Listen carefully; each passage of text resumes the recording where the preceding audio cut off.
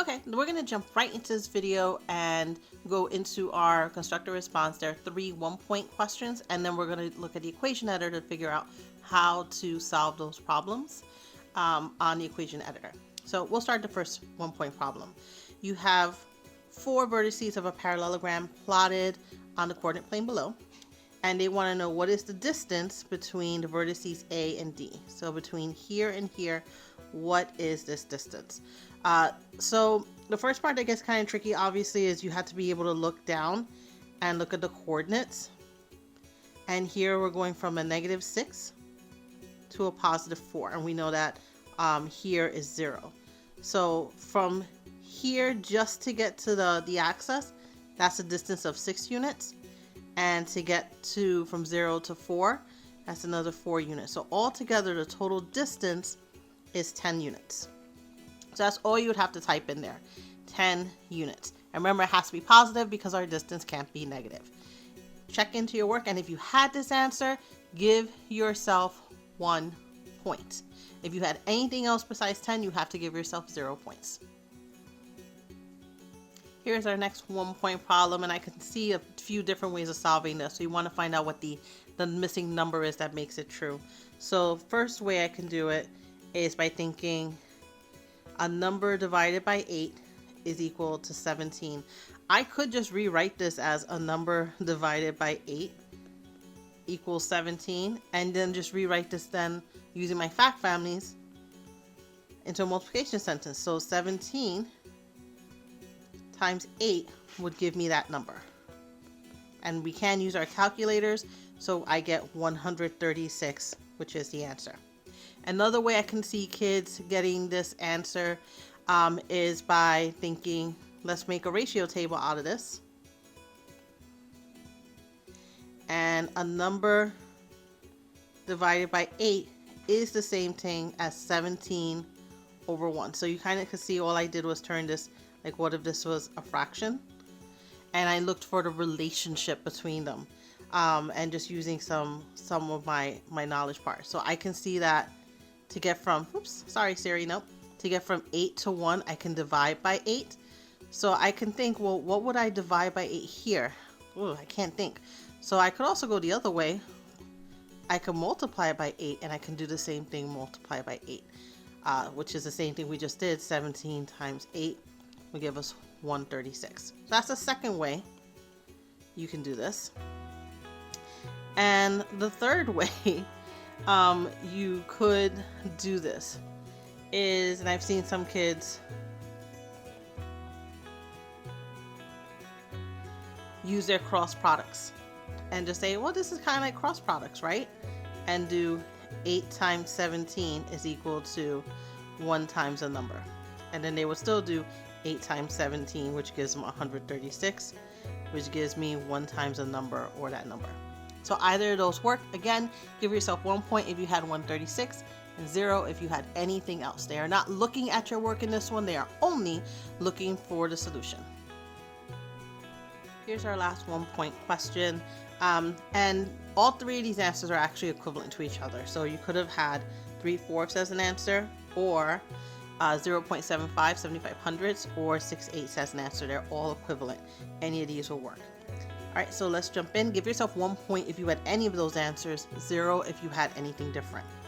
In this problem, it's a ratio problem. You have 6 gallons of orange paint and 8 gallons of blue paint. You want to know, if you use 1 gallon of blue, how many gallons of orange will you use? So we have orange and blue. 6 orange to 8 blue, and we want to know if we have only 1 blue. So one thing you could do in the beginning is you could start thinking, what's the relationship between these 2 numbers? I do notice that if I look at it this way, my number is getting smaller. But what if I looked at it this way? I can say it's 8 times bigger.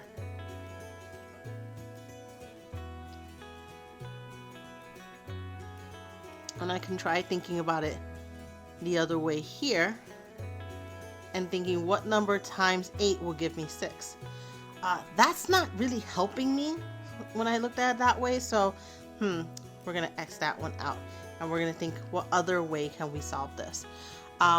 We could solve this using cross products. Okay? And that's why I love cross products, because I don't have to guess and think about relationships. I can easily make this into an equation where I have 8n is equal to 6. So 8 times a number is equal to 6.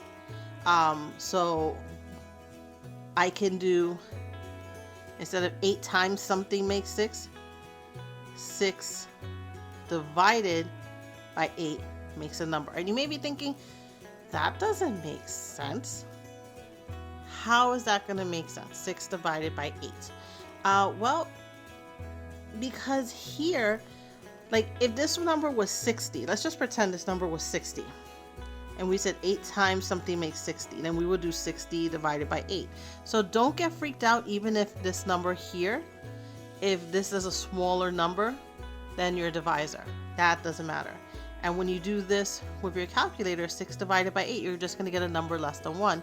You're going to get 0.75. So n is equal to 0.75. So that's one way you can do this. Another way you can find a unit rate, and we already have the proper ratio, 6 over 8, is to literally just divide 6 divided by 8. Just like we did, and you'll still get 0.75. Both ways will work. Use the one that makes the most sense for you. All right, again, give yourself 1 point if you had any of those answers. You could have also just simplified it to 3/4, or you can just have 0.75. Give yourself a 0, though, if you don't have any of those answers. Now we're up to our first 2-point problem. Here we have our first one where we have to show our work. So I am going to do my work on my scratch, not on scratch pad, on my scrap paper, and I'm going to highlight and show that not everything I write down on my scrap paper has to go in to show your work. I think that kind of dissuades a lot of students. It makes a lot of students not want to show everything they did because they feel like they're doing it twice, or it makes a lot of kids try and type everything on the equation editor and they get really frustrated because that's a lot to do. So use your paper to do the math, because that's the only thing you want your brain power to focus on in that moment. You don't want to multitask. So do the math on paper first. Then decide what you're going to copy into the computer and retype, because then you're not doing the math, you're just transferring, you're just doing recopying. So let's look at this one. It's a 2-point question. The correct answer for this is 33 75/100. So let's see how we're going to get there. All right, so I moved my stuff over for a second. Let me get my highlighter. A diagram of a rectangular flag was shaded below. What is the area of the shaded region of the flag? So I don't want this entire, get my pointer. I can find the area of this whole thing, and I'm just going to take this part out. Okay, because I don't have enough information and enough level of math in 6th grade to figure out just this shaded part. But I can figure out the area of this whole rectangle, and then we can figure out the triangle and then subtract it. Okay, so that's my plan. Find the area of the rectangle and subtract the area of the triangle, and that's going to give it my shaded part. So for the rectangle, we have 9 times 5. So that's easy enough to do. That's going to be 45. And for area of my triangle, I have 1/2.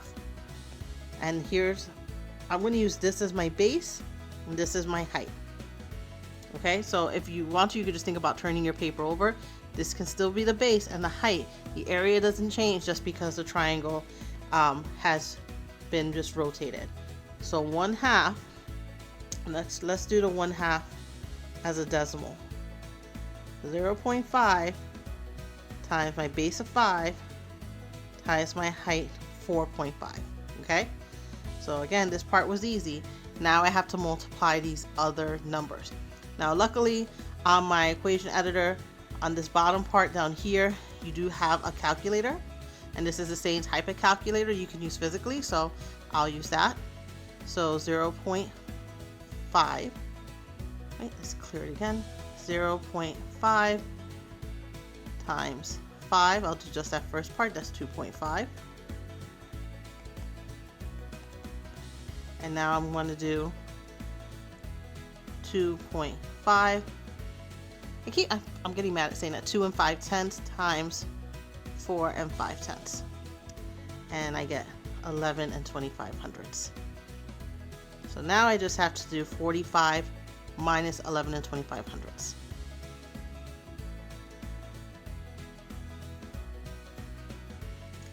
And I get 3375 square units. So boom, that's it. I can hit the little X to cross this out.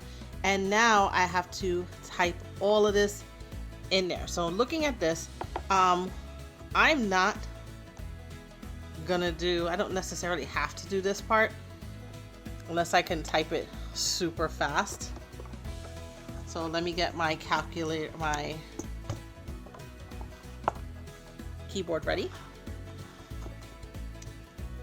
Okay, here we go. There we go. Area of rectangle minus area of triangle. And so I'm going to do parentheses 9 times 5, close parentheses, minus parentheses 0.5 times 5 times 4 5/10. Okay? And now I'm just going to show them what's in both parentheses. So 45. I'll actually put this in there. 45 minus, and I'm going to start simplifying it. The first two numbers I had 2 5/10 times 4 5/10, 45 minus, and now the person sees like I'm just doing it little piece at a time. So I'm multiplying those two numbers, 11 and 25/100ths, which is equal to 33 and 75/100ths. So now I'm going to restate it. The area of the shaded part of the flag is 33 and 75/100ths square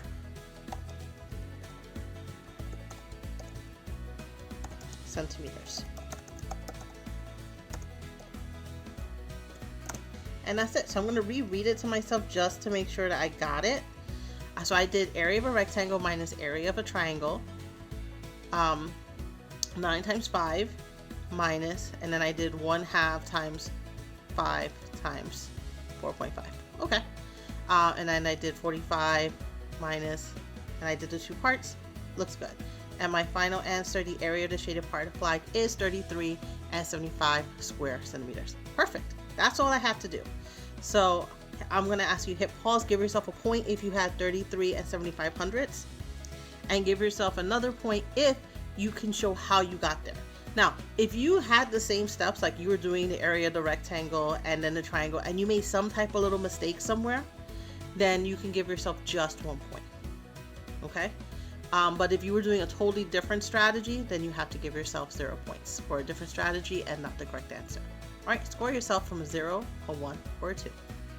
Here's the next 2-point problem. A student claims that the expression 6 plus 8x is equivalent to 3 times 3 plus 5x. What is incorrect about the response? So we know that there's a mistake. They're just telling you there's something wrong here. Be sure to include, so we have to say what the mistake is, and then include an equivalent expression to 3 parentheses 3 plus 5x. And we have to explain our answer. So we have to do those two things. What is the mistake? And we have to give a correct expression. So let's work this out again on scrap paper. This is what the kid claims.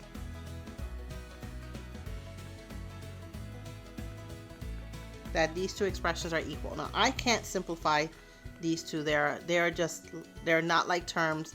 They're already in simplest form. But on this side, I can distribute. I have 3 groups of 3 and 5, 3 and 5x. So I have 3 groups. So 3 times 3 is 9, and 3 groups of 5x is 15x. And just by looking at it here, I can see this is absolutely not true. These two things are not equal to each other at all. So what could have happened? How could he have gotten that mistake? So now we got to think like a kid. How could he have gotten the 6 with 3 and 3? What could he have done? He could have added. If he did 3 plus 3, he would have gotten 6. And how could he have gotten 8x with 3 and 5x? Again, he could have added. And he could have done 3 plus 5x. And there are 2 mistakes here. One, he added 3 and 5. And 5 is a coefficient. You can't add that and x. So his errors are he didn't distribute.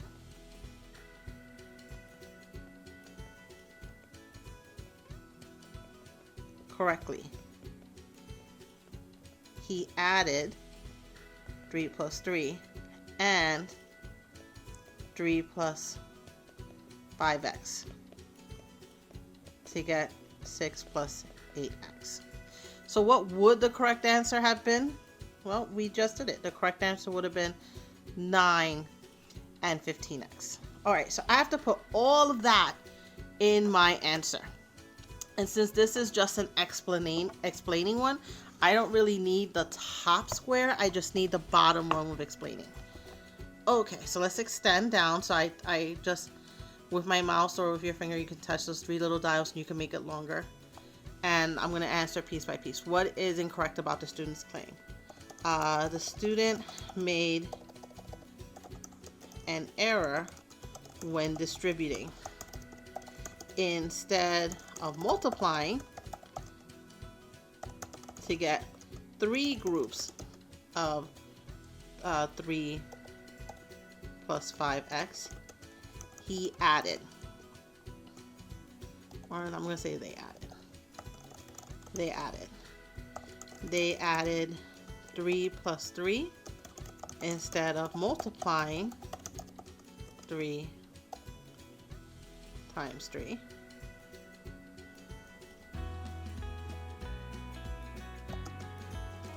And got 6. Then they added 3 plus 5x and got 8x.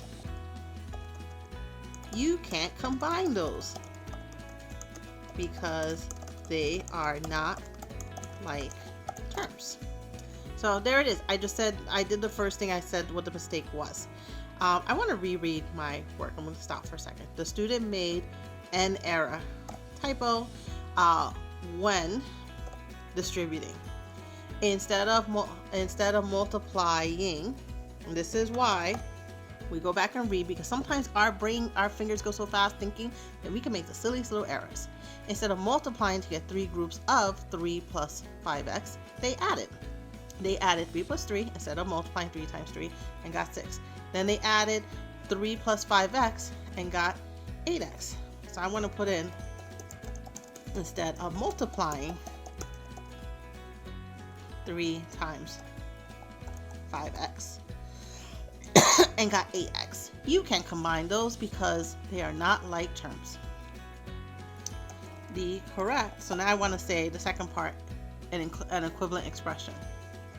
An equivalent expression to 3 times 3 plus 5x is 9 plus 15x.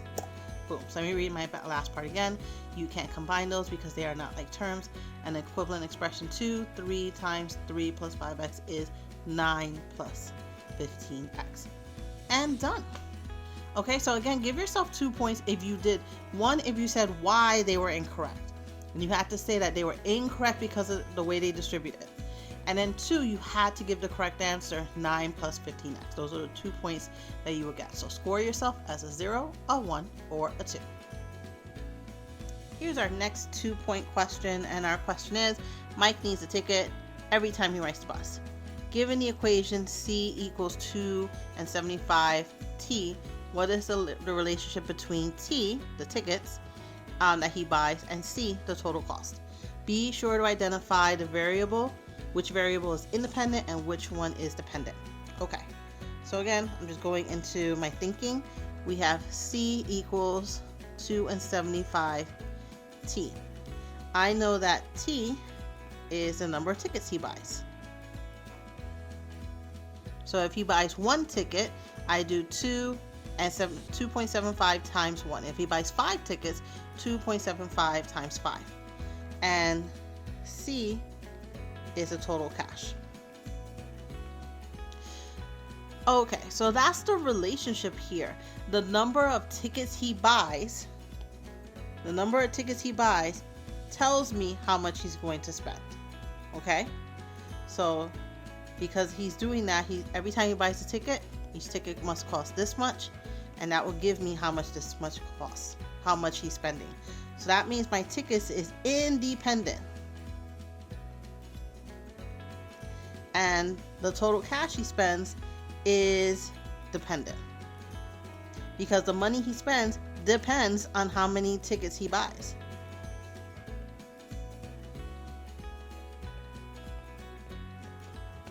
So that's the relationship between them.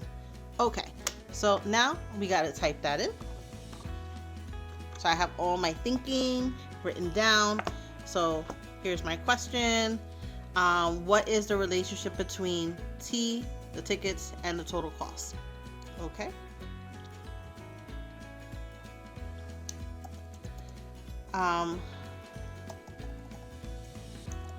Every time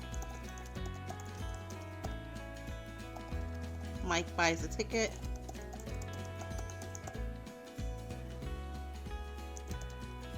for Mike buys a ticket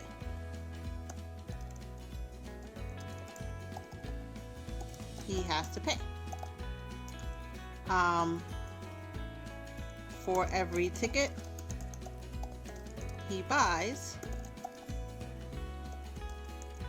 you multiply by 2.75,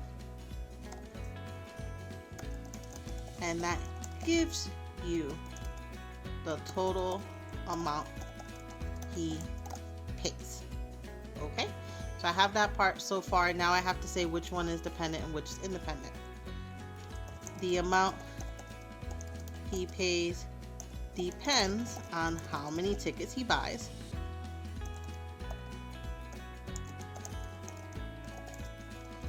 So the amount, C, is the dependent variable, and the number of tickets, T,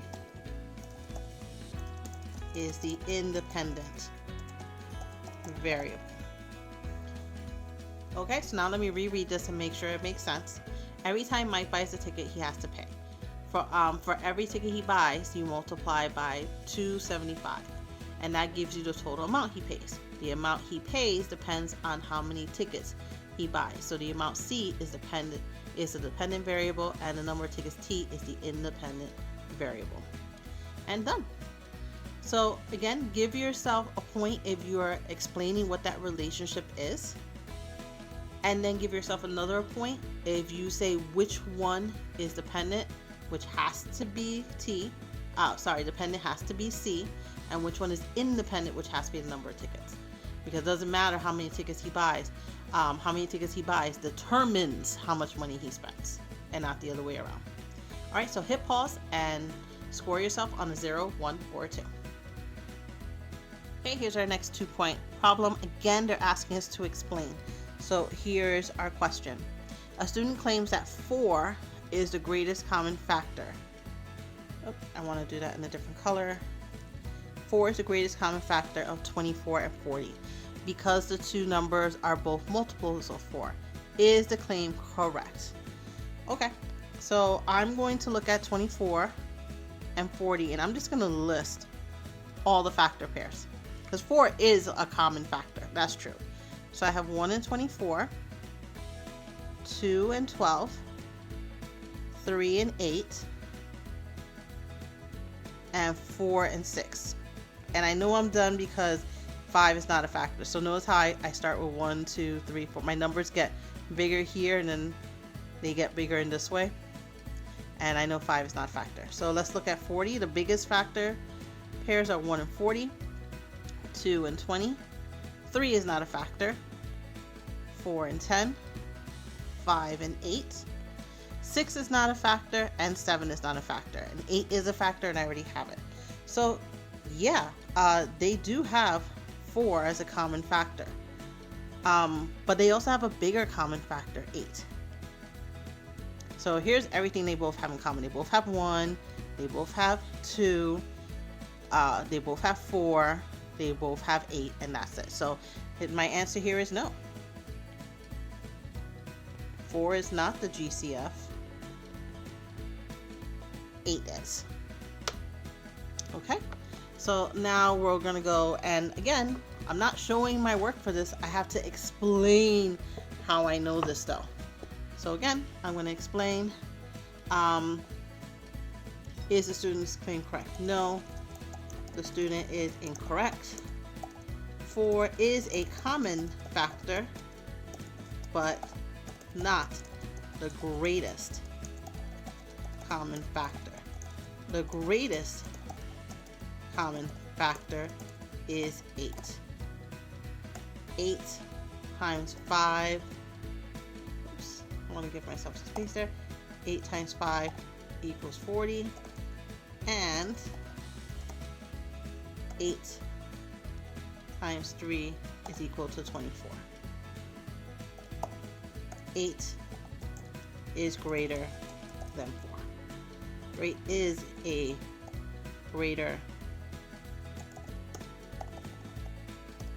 number than 4, so it is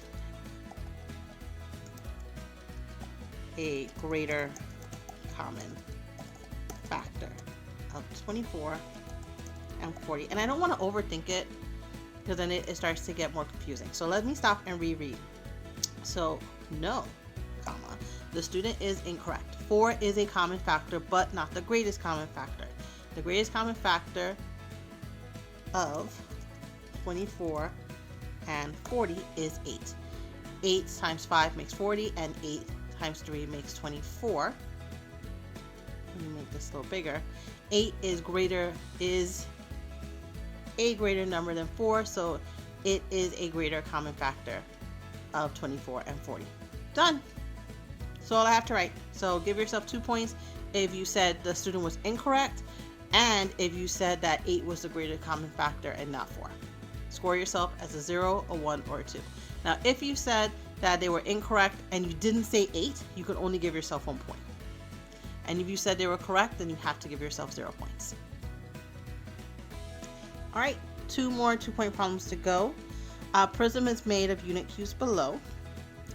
What perfect cube is represented? So by perfect, it means all the sides are the same by the volume of the prism. Be sure to include what you know about volume and exponents in your answer. Okay, so what makes it a perfect cube would be that the length, the width, and the height are all the same. And I can see that the length is 4, and the height is 4, and the width is 4. So that's what makes it a perfect cube. So I can represent that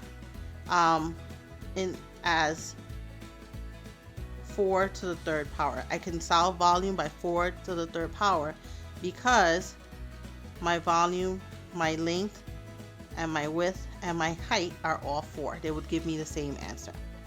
All right, so I have to include all that in there.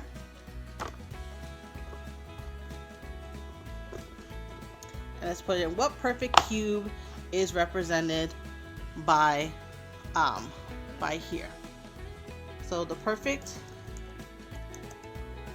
cube represented is, and I'm going to pick the exponent number, 4 to the 3rd power, because the length, width, and height of the cube are 4 units.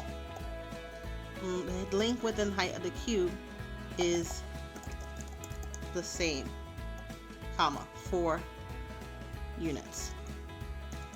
Let's see, a perfect cube has 3 equal dimensions. I can represent the volume as volume equals length times width times height, but since the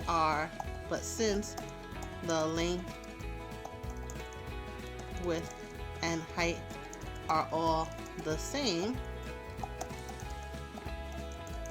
I can use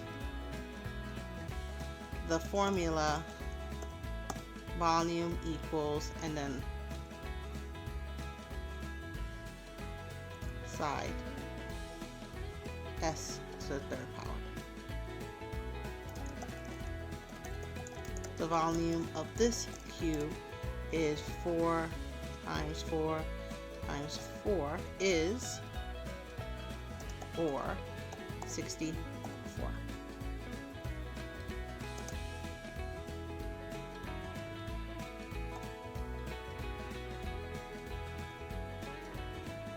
And I want to space that out. Alright, so let's reread it. The perfect cube represented is 4 to the 3rd power because the length, width, and height of the cube is the same, 4 units. A perfect cube has 3 equal dimensions. I can represent the volume of this cube as V equals length, width, height, but since the length, width, and height are all the same, I can use the formula V equals s to the 3rd power. The volume of this cube is 4 to the 3rd power, or 4 times 4 times 4, or 64 cubic units. And done. Awesome. So again, give yourself 2 points if you explained what a perfect cube is and you have to be able to show that you understand what volume is and what the exponents mean in this. Alright, hit pause and score yourself a 0, a 1, or a 2. Here's our very last 2-point question. We have to explain our answer here. The location of Jake's school and house are represented below. What is the distance in units from Jake's school to the house? Be sure to include the coordinates for both. So I need to know from here to here, how far is that? Now, one, you could just count and go 1, 2, 3, 4 units. So we know that it's a distance of 4 units. But I also have to include the coordinates for both. So the coordinates for home are 3 and then 6. And for school, it's 3 and then 2. And how you use this to determine, I'm looking for the distance of the y values from 2 to 4. Okay, so all that has to go in my answer. And some of it just sounds like, what are they asking for? It looks weird. Okay, so what is the distance in units for the house? That's the first thing. Jake's house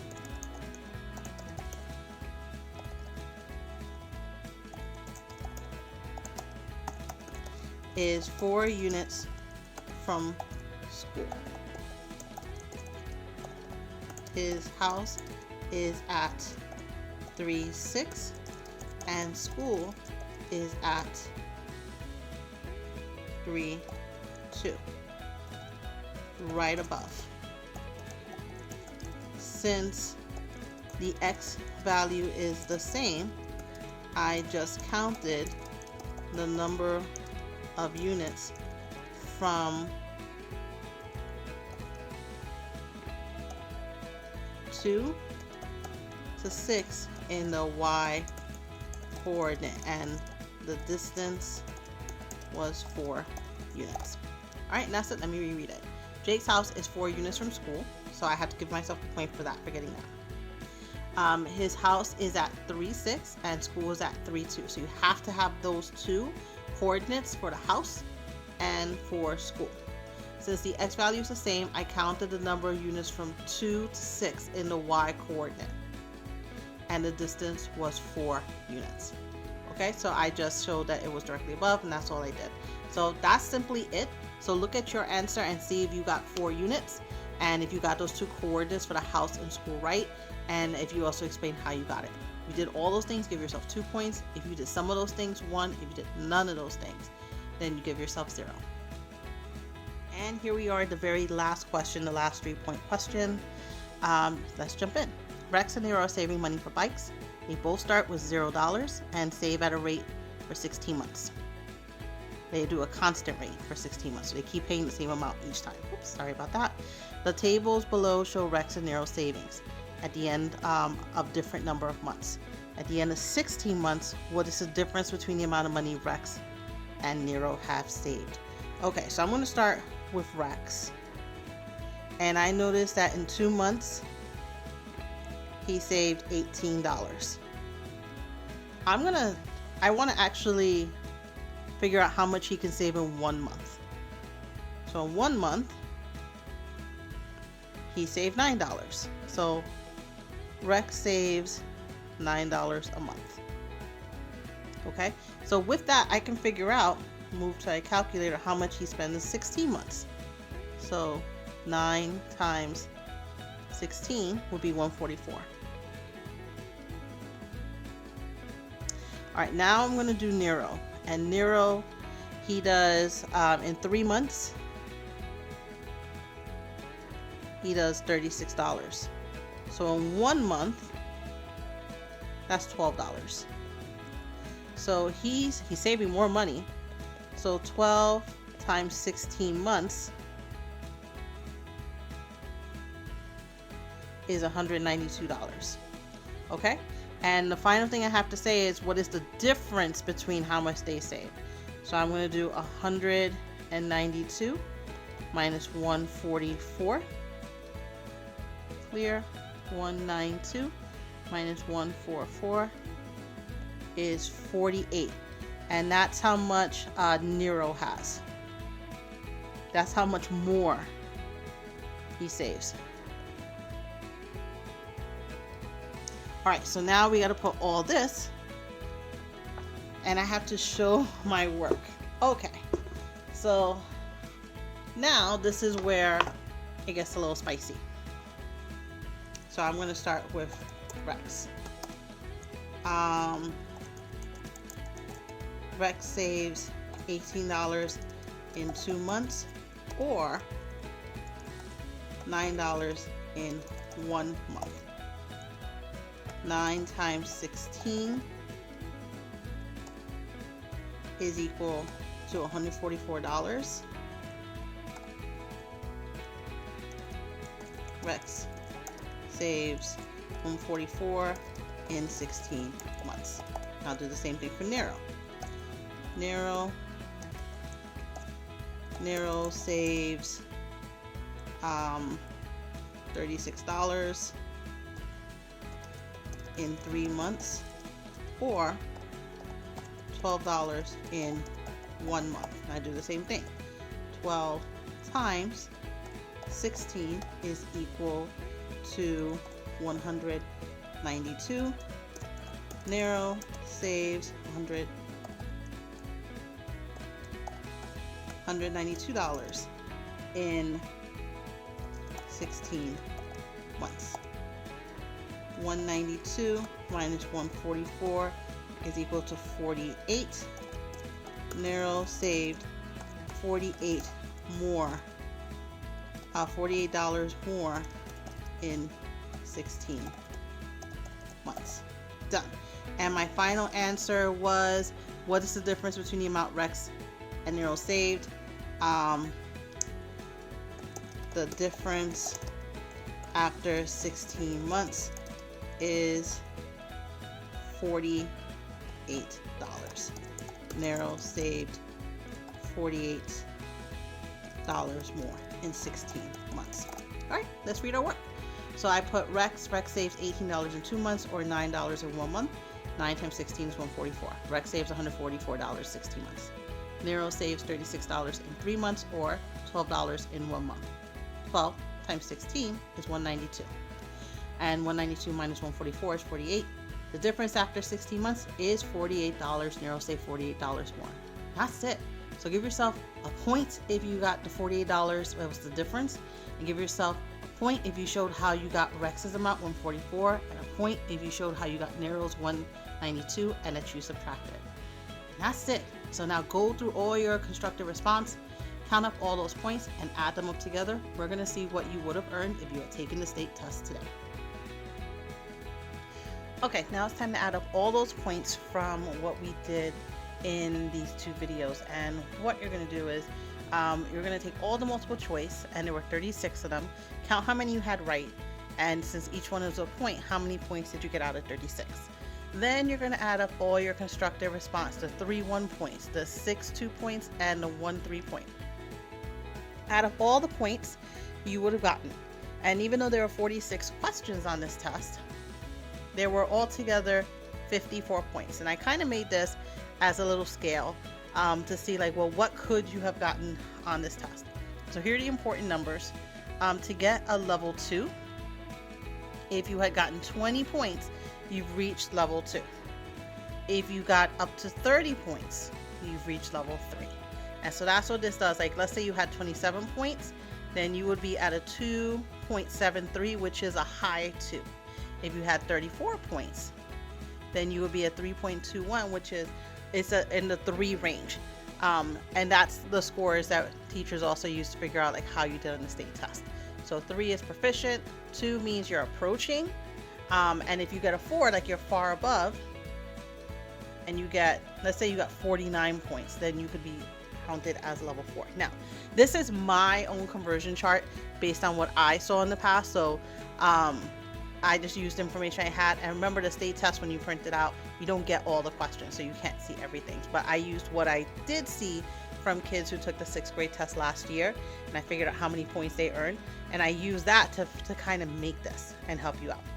So if your goal is to get 5 more points somewhere on the test, use these videos to help you practice with that and figure out how to study for the things that you had a hard time with. Put in the comments if you had questions or if you want other types of videos. Let us know, because this is why we're here to help, and this was a study video to help you just practice and see other methods. And for the test itself, the way I built it out, I built it like the state test. So you'll notice that there were some RP problems, some ratio problems, and you can have almost 30% of the test is ratio problems, 20 to 30%. The next another huge piece is the algebra, the equations and expressions. That can be anywhere from 25 to 43% of the test. There is some number sense, so all the stuff with like positive and negative numbers and coordinate points and the distance between, that's 17 to 26%. And in geometry, all those volume problems, surface area, those are 14 to 24%. Now, there will not be any stats or probability questions or data on this test. So I want you to know that this will not be there. And I made my test to be close to these numbers. So that's how I put it together. But I hope you found this super helpful. Again, my name is Sarah, and I'm here to help you. So follow along on Math Mini Lessons, share this video with others, and let me know in the comments if you had any other questions, or if you love the video, let me know. And if there are things you need more help on before the state test, I got you. Until next time, take care, Math Marvels. Bye.